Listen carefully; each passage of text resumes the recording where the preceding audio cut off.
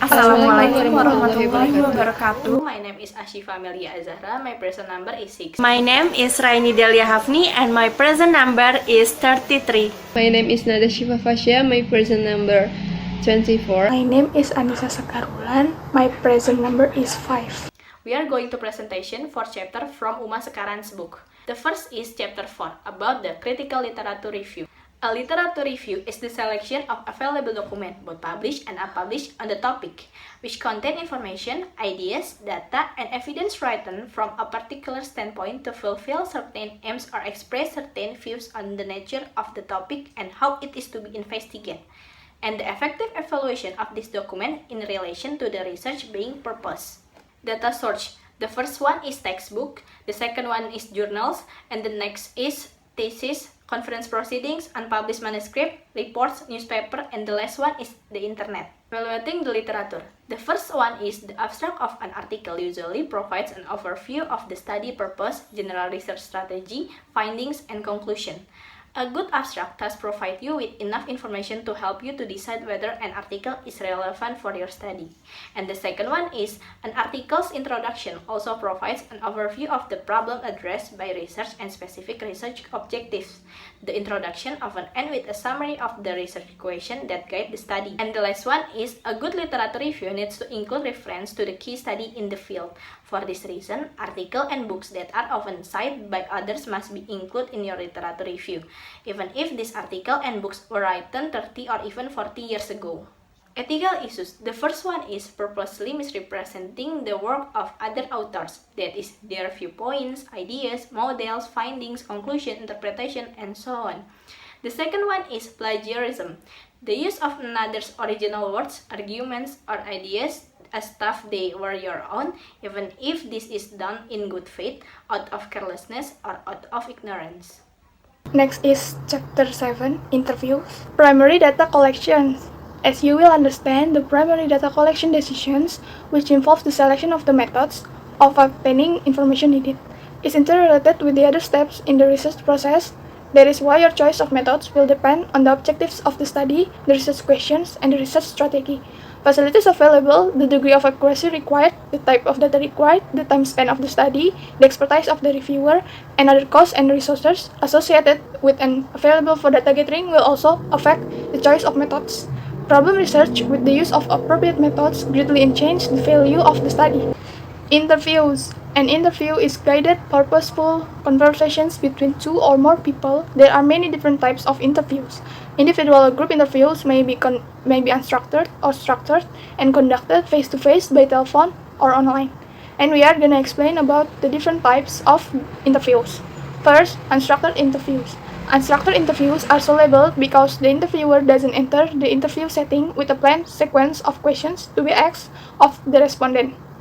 A possible objective of an unstructured interview is to bring some preliminary issues to the surface so that the researchers can determine what factor is needed further in-depth investigations.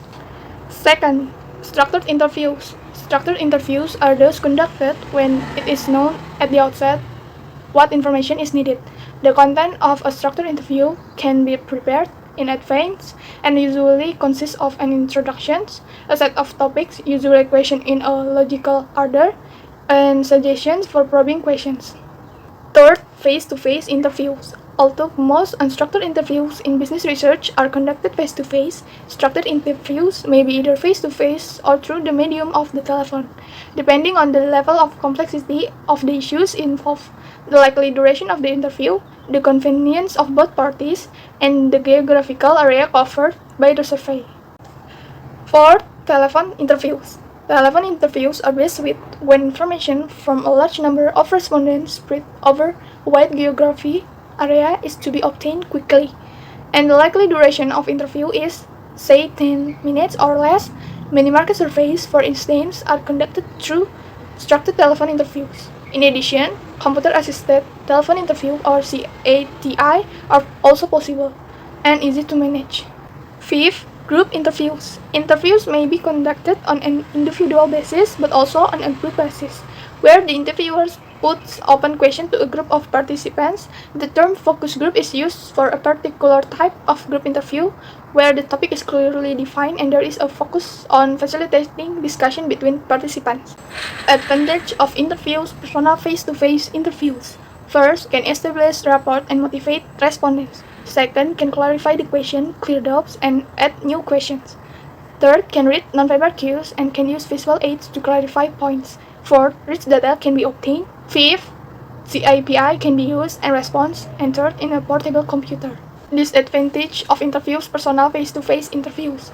First, takes personal time. Second, costs more when a wide geographic region is covered. Third, interviewers need to be trained. And fourth, can introduce interviewer bias. Advantage of telephone interviews.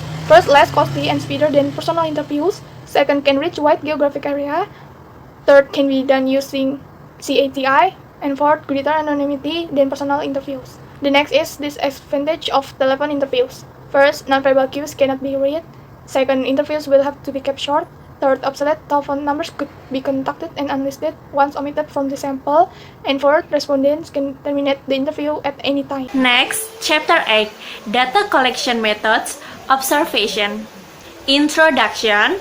A useful and natural technique to collect data on action and behavior is observation. Observation involves going into the field, the factory, the supermarket, the waiting room, the office, or the trading room, watching what workers, consumers, or day traders do, and describing, analyzing, and interpreting what one has seen. Definition and purpose of observation. Observation concerns the plan, watching, recording, analyze, and interpretation of behavior, action, or event. Four key dimensions that characterize the way observation is conducted. First, control. Are the observation conducted in an artificial or in a natural setting? Whether the observer is a member of the group that is observed or not. Structure. To what extent the observation is focused, predetermined, systematic, and quantitative in nature. The last, concealment of observation. Are the members of the social group under study told that they are being studied or not? Four key dimensions that characterize the type of observation. First, controlled versus uncontrolled observational studies. Controlled observation occurs when observational research is carried out under carefully arranged conditions. Uncontrolled observation is an observational technique that makes no attempt to control, manipulate, or influence the situation. Second, participant versus non-participant observation. Non-participant observation, the researchers is never directly involved in the action of the actors but observe them from outside the actor's visual horizon, for instance via a one-way mirror or camera. And then participant observation is an approach that has frequently been used in case studies, ethnographic studies, and grounded theory studies. Third, structured versus unstructured observational studies. Unstructured observation may eventually lead to a set of tentative hypotheses that are tested in subsequent research that is deductive in nature. And fourth, concealed versus unconcealed observation.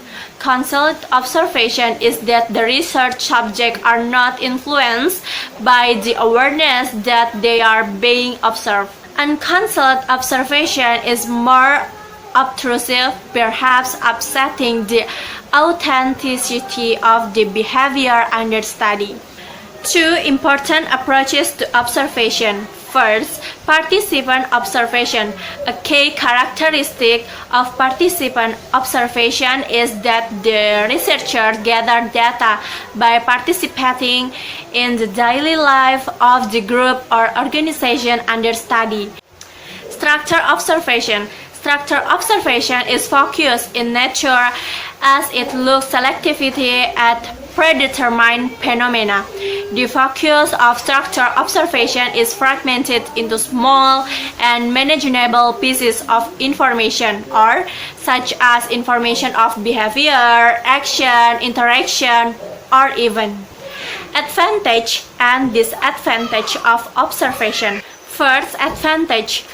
One of the main advantages of observation is its directness, possible to observe certain groups of individuals. Observation is an obvious and appropriate technique to study action and behavior. Second, disadvantage. Reactivity could be a major threat to the validity of the result of observational studies because those who are observed may behave differently during the period of the study.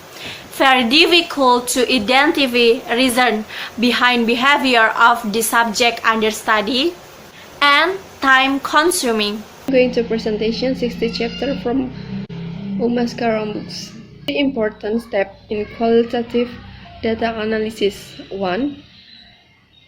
Data reduction. 2. Data display. 3. Conclusion drawing.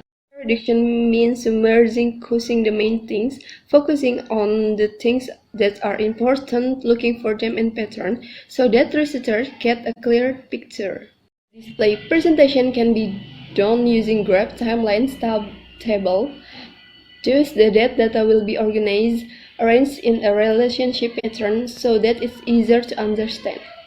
Conclusion drawing. The initial conclusion put forward are still temporary and may change. The conclusion in qualitative study is new finding that have ever before cited. The conclusion is hypothesis, and if supported by more extensive data, it can become a theory. Other methods of gathering and analysis qualitative data. 1. Content analysis. Content analysis is an observational research method that is used to systematically evaluate the symbol contents of all from or recorder communication. Reliability and validity in qualitative research. 1. Reliability. Reliability in qualitative analysis includes category interject reliability. 2. Validity.